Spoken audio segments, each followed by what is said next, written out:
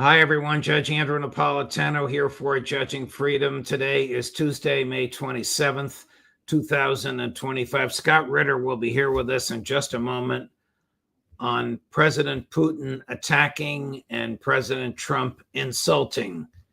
But first, this. While the markets are giving us whiplash, have you seen the price of gold? It's soaring. In the past 12 months, gold has risen to more than $3,000 an ounce. I'm so glad I bought my gold. It's not too late for you to buy yours. The same experts that predicted gold at $3,200 an ounce now predict gold at $4,500 or more in the next year. What's driving the price higher? Paper currencies. All around the world, they are falling in value. Big money is in panic as falling currencies shrink the value of their paper wealth. That's why big banks and billionaires are buying gold in record amounts. As long as paper money keeps falling, they'll keep buying, and gold will keep rising. So do what I did. Call my friends at Lear Capital. You'll have a great conversation, and they'll send you very helpful information. Learn how you can store gold in your IRA tax and penalty free or have it sent directly to your doorstep.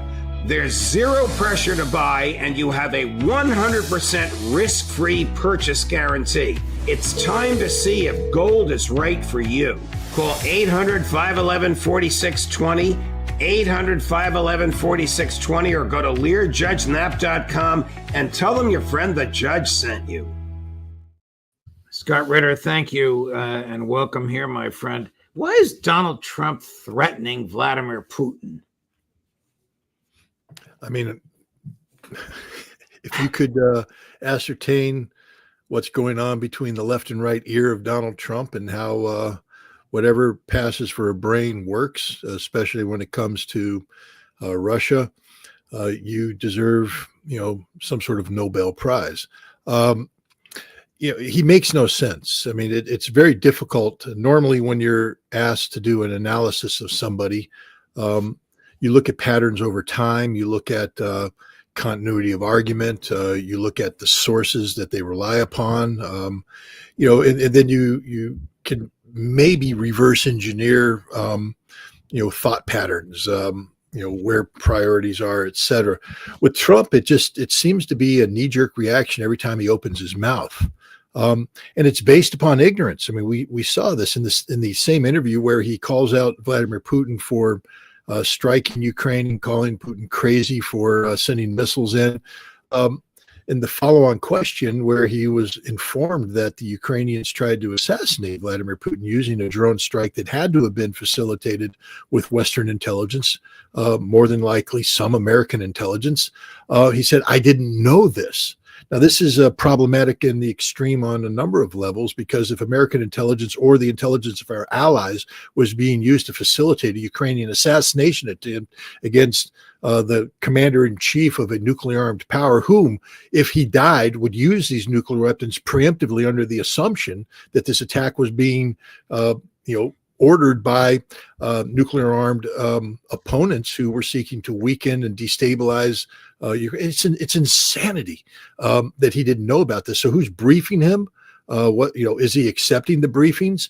And why does he not understand also that in the same context of the Russian strikes, we have to talk about over 2,500 Ukrainian drone strikes hitting Russia during this period of time, half of which hit purely civilian targets. The Russians have exclusively hit military targets. It's easily demonstrable.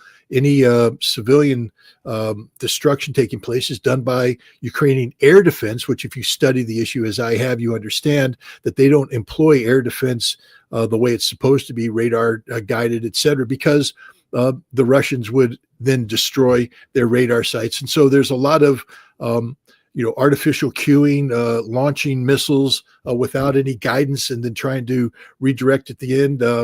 And they lose control of these missiles, and they end up hitting civilian targets, civilian houses.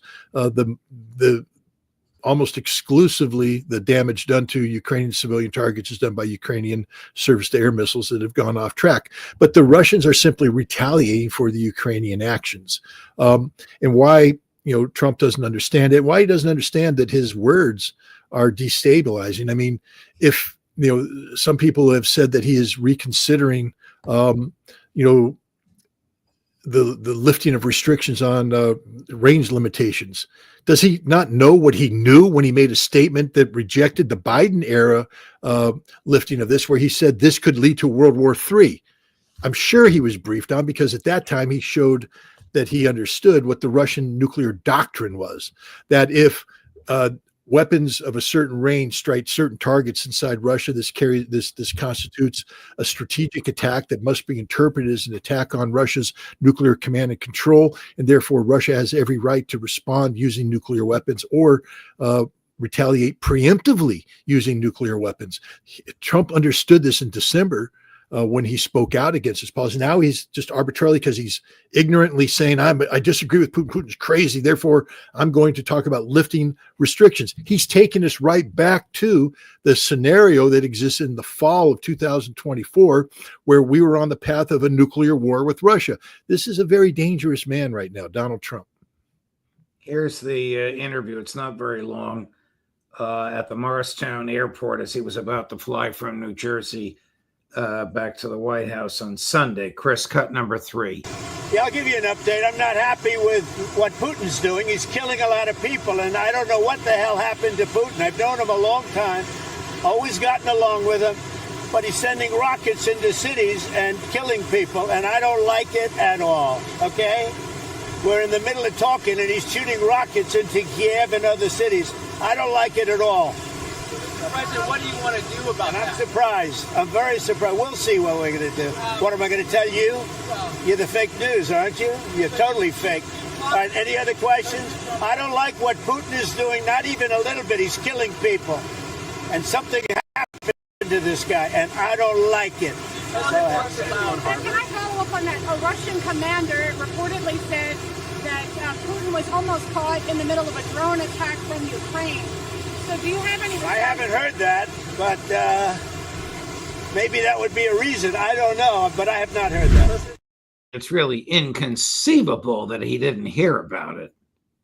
It's not. I mean, look, what's inconceivable is he wasn't briefed about it. I mean, I would imagine that if there were, when there was an attempt on President Trump or candidate Trump's life, that the Kremlin was briefed on this immediately, because this has tremendous potential impact. It's something that the commander-in-chief of a nuclear-armed nation that is in a confrontational stance against the United States needs to know. And now that Trump is the president, an attempt on Putin's life is something that Trump has to know about, because the ramifications of a successful attack against Putin are enormous. But this is a man who has allowed his ego. I mean, I'm not happy about. What aren't you happy about, Mr. President? You can't even articulate why you're not. He's killing people. The number of Ukrainians killed by Russian strikes are minimal. The number of Ukrainians killed because of Ukrainian air defense is where most of the casualties come from. But you'd know that if you were well briefed, Mr. President. Who's briefing the president? And again, it comes down to something I've said before. The president seems to be a prisoner of the last person to whisper sweet nothings in his ear before he goes to bed at night, or the first person to whisper in his ear when he wakes up in the morning. And unfortunately, with Steve Witkoff out, trying to resolve the, Hamas ceasefire issues or negotiate a nuclear deal with Iran, the person that's whispering in his ear is either going to be Keith Kellogg or Marco Rubio. And this is not a good thing, because the prejudices that are contained in Trump's initial response are the prejudices that are found in the advice that is being publicly promulgated by both Kellogg and Rubio. How do you think the Kremlin reacts to absurd statements like the one we just watched, and a full screen, which I can put up in a moment, in which he calls President Putin crazy, C-R-A-Z-Y in caps? How does the Kremlin react to that? Is it, oh, there he is again, or this guy's dangerous, or we can't trust a word out of his mouth? Well, I mean, I think the Kremlin is demonstrating how they react. They are staying the course. There's no deviation. I'll give you an example. Trump, in one of his earlier posts, said, you got to fire Medinsky. He's not useful. And Lavrov came out and said, Medinsky was appointed by the president of Ukraine. and only our president of Russia, and only the president of Russia gets to make this decision. No one else. And the president's happy with Medinsky. So yeah, no, he's staying on. The Russians don't care what Trump says. They're going to continue to leave the door open for dialogue. But they say, it's good that we're talking, but they are dismissive of what Trump says. They don't care. It doesn't register. You think tonight there's not going to be another massive barrage of Russian missiles and drones against Ukraine? Of course there is. This is a sustained air campaign designed to achieve a specific result. And if you listen to what the Russians have also said, when Merz of Germany talked about, lifting all restrictions on German weapons, implying that Taurus missiles may have been sent to Ukraine. The response from the Russians is that we have lifted all restrictions on striking targets in Germany. And I just want to remind people that when Merz first suggested before he became chancellor, that he was going to send Taurus missiles, Pistorius, who was the defense minister in the previous Olaf Scholz government and is the defense minister today, because Merz has incorporated aspects of the prior coalition into his government. Pistorius said, there's a reason why we didn't send Taurus missiles. I'm not going to talk to you about that reason, but there's a reason why we did it, and there's a reason why we won't send it. And the reason is the Russians let the Germans know in uncertain terms that if Taurus missiles are fired against Russian strategic targets, that German targets will be hit by Russian or Russianic missiles. And the Germans know this. And so the Russians basically went public now, and look how quickly the Germans backtracked. The deputy chancellors come out and say, that's not what we're doing at all. And even Merz had to come out and say, I'm not talking about today. I'm talking about, Biden's previous discussion. But no, we're not doing that. The Russians aren't going to bend to anybody, let alone Donald Trump. I, again, remind people, Trump has not reversed the policies of the Biden administration and his policies beforehand when he was first president, and the policies of Obama prior to that. The strategic defeat of Russia, seeking to bring down Russia from within by creating economic stresses, social stresses, political stresses, military stresses, has been the policy of the United States for many decades now. And Trump hasn't reversed that policy, so that still is the policy of the United States. Ask Donald Trump what he's done to stand down the CIA in their ongoing efforts to empower the Ukrainians and empower Russian political opposition to bring down Vladimir Putin's regime. Trump talks about wanting to be friends with Russia, but his actions are far different. And you know who knows this? The Russians. They know exactly what Trump is doing and what he isn't doing. They're playing a game right now because for the first time in a long time, they're talking to the United States, and that's always seen as a good thing. But the idea that Donald Trump has some sort of magic solution, no, the Russians, the only solution to the Ukraine problem is the strategic defeat of Ukraine. And one last thing, Medinsky said something that was very telling. And speaking to Yermak, who is, I believe the head of the Ukrainian delegation, Yermak said to him, you Russians are lucky. You only have one boss, meaning Vladimir Putin. He said, we have three bosses. Now, this is, a senior advisor to the president of Ukraine, acknowledging that Ukraine is not a sovereign state, that Ukraine doesn't call the shots, that the shots are being called by others. Three bosses. One of those bosses is the United States of America, which means that Donald Trump is disingenuous in the extreme when he's talking about we want this, we want that, we want peace, we want a discussion. The United States has a vested interest, and that vested interest is directing Ukraine to do certain things to put pressure on Russia. And the Russians know this as well. Here's the full screen, which is the Truth Social that Trump posted. This is 8 hours after the interview at Morristown Airport, in which he said he didn't know that Putin was the target of an assassination attempt. Here's what he says. I have always had a very good relationship with Vladimir Putin of Russia, but something has happened to him. He has gone absolutely crazy, in caps. He is needlessly killing a lot of people, and I'm not just talking about soldiers.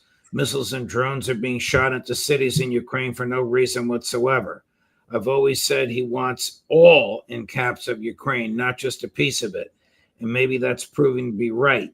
But if he does, it will lead to the downfall of Russia. Likewise, President Zelensky is doing his country no favors by talking the way he does. Everything out of his mouth causes problems. I don't like it, and it better stop. This is a war that would never have started if I were president. This is Zelensky's, Putin's, and Biden's war, not Trump's. I'm only helping to put out the big and ugly fires that have been started through gross incompetence and hatred. of what does he really think he's accomplishing by saying this? Particularly the first part, calling Vladimir Putin of Russia as if there's another Vladimir Putin, calling him crazy, accusing him of attacking civilians, forgetting that he himself attacked civilians last month in Yemen. No, I mean, again, either Trump is just fundamentally stupid or he is a habitual liar. Because Donald Trump knows the following. In 2019, when he was president of the United States, in 2017, when he became president, he signed off on programs that had the United States military working with NATO to arm, train, and equip Ukrainian military forces for the sole purpose of preparing to fight a war against Russia. He knew this. In 2019, Zelensky, the president whom he was in communication with, was saying that I am going to go to war in the Donbass to liberate the Donbass. War is my policy. And the president of the United States did nothing to dissuade him. Why? Because under Donald Trump, the CIA built 20 bases inside Ukraine for the purpose of facilitating covert operations against the Russians. Under Donald Trump, this happened. So the idea that this isn't Donald Trump's war is an absolute lie. Donald Trump is one of the people that actually advanced the policy objectives to use Ukraine as a proxy against Russia to weaken Vladimir Putin's government and to bring it down. Biden just happened to be the president when this plan came into fruition, but it was Donald Trump's plan. Donald Trump made this happen. He knows this, so he's a liar. He's a liar. And to sit there and pretend that his hands are somehow clean, Donald Trump knows that the drone attacks against Russia are facilitated by American intelligence, that the United States aided the Ukrainians in the development of this counter-drone campaign, both in terms of the design of the drones. They use radar absorbent materials, wood, composites, the speed of the drones, so that their low radar signature combined with their speed mimics the radar signature of a flock of birds as opposed to a drone, making it more difficult for the Russians to ascertain is it a threat or not. And then splitting the seams of the Russian air defense, knowing how the Russians update their air defense, where their radars are, and finding the seams so that the drones split these seams, both in terms of direction but also height.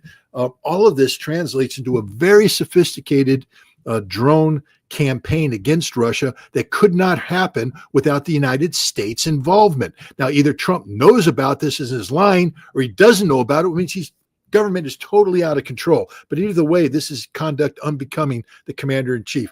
Now, fortunately, we have Vladimir Putin, who doesn't care at all what Donald Trump says. I mean, he'll pay attention to it, but it's not going to influence at all the policies of Russia. And he thinks he's going to bring down Russia. Hey, news flash, Mr. President. The Swedish king fought that back before the Battle of Poltava. Gosh, who else? Napoleon, he invaded, thought that. Didn't work out. Hitler thought that. That didn't work out. You want to bring down Russia?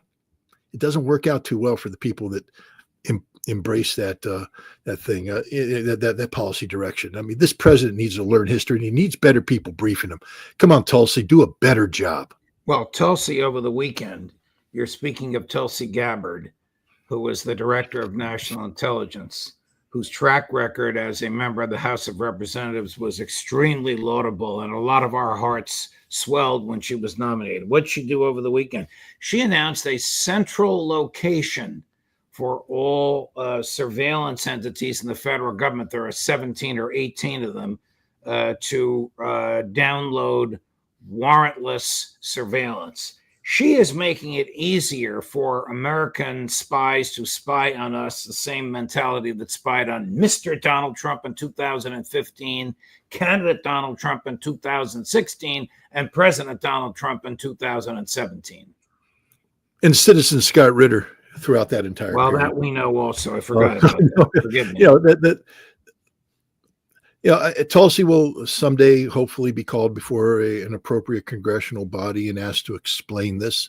We know that before she was being considered for director of national intelligence, she articulated, I guess, against the 702 surveillance programs, calling them unconstitutional. And then when she met with various members of Congress in order to get their support, she reversed track and basically said that this continued warrantless surveillance of Americans was needed, and she wouldn't oppose it. She wouldn't seek to reverse it. And apparently she's acting on that, seeking to consolidate and expand and streamline the ability of the United States government to carry out warrantless surveillance of American citizens, which is unconstitutional in the extreme.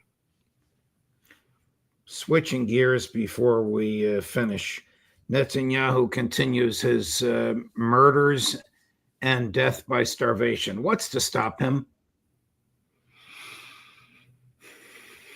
Not Trump. Trump could stop him if he wanted to, but he won't. Look, I'll just say this. I would ask everybody who hasn't seen it to find the video of the little girl in the burning building running. I was a firefighter for over a decade. I understand what radiant heat is and how hot it is and the suffering she must have. Now, she was saved. She's alive today. Her father was badly injured, and the rest of her family, her mother and numerous siblings, were burned to death. But look at that video. And if you can't project your own child in that burning building, how would you feel standing out, seeing that, the horror that you would feel? This is a daily occurrence for the people of Gaza. On a daily basis, the genocidal maniacs that run Israel unleash a military that's armed, equipped, and in some cases directed by intelligence provided by the United States against the civilian population of Gaza. This is genocide in the extreme. It's a policy designed to collectively punish the people for the fact that the Israeli military is incapable of militarily defeating Hamas. And it's a policy that is so detached from the norms and values of humanity that it must be condemned broadly, and yet it's not being, especially by the United States. We instead are enacting laws and procedures domestically to punish people who dare speak out against this. Who knows? Maybe I'll get another knock at the door from my good friends in the Albany field office of the FBI because I dare question the legality and the morality of America's policies when it comes to Israel. We are literally abetting genocide. And we're all guilty of it if we're not all standing up and condemning this. For all Americans who remain silent, your silence empowers Trump. It's just the reality of this. So what can be done? Look, ultimately, Judge, what's going to happen is that the Israelis will defeat themselves. Today, the world is waking up to the fact that Israel is a genocidal state, that its continued existence along the lines that it currently operates is incompatible with basic humanity. And the world is starting to come together and say, we need to stop supporting Israel. We need to block this. And in the United States, more and more voices are being raised. People are recognizing the horrible reality of this genocidal state and the moral complicity of the United States, especially the pro-Zionist lobby that, exists in America today, which has a, kung fu death grip on the Trump administration through their various cabinet positions. The pro-Israeli crowd will become more and more isolated, and Israel will eventually collapse on the weight of its own crimes. We have an Israel that is economically damaged, I believe fatally so. I don't think Israel is going to be able to recover from the damage that has been done. And as Israel collapses economically, the sustainability of life in Israel becomes difficult. If Hezbollah or Ansarallah continues to fire missiles into Israel, the quality of life diminishes. And I think you're going to start to see the people fleeing Israel. And that's the end of the Zionist enterprise. When people start to say that Israel's not a place that is capable of sustaining meaningful life, that this isn't a place for families to be raised, and they start looking elsewhere in the world, that means that the underlying argument of the need of a Jewish homeland has been eliminated. And I think that will be the end of Israel. But unfortunately, this could take months, if not years. But nobody right now seems to have the courage, especially in the United States, to stand up and say, stop, shout, stop, scream, stop at the top of our lungs about the crimes being committed by the Israeli government. And all of this has been brought about effectively, essentially by one man, Benjamin Netanyahu.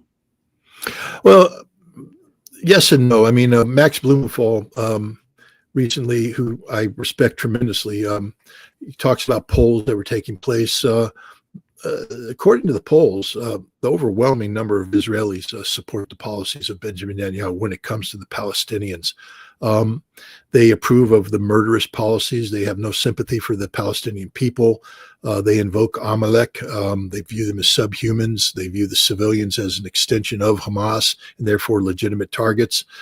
So even if you removed Benjamin Netanyahu, the underlying sentiment in Israel could very well produce, Netanyahu 2.0, somebody who may be better equipped to tell lies to the world about, that Israel isn't, carrying out these policies. But at the end of the day, the policies remain the same. Israel will not support, as it currently exists, the concept of a Palestinian state.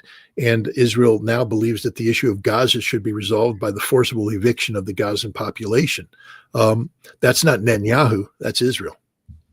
Here's Netanyahu last week.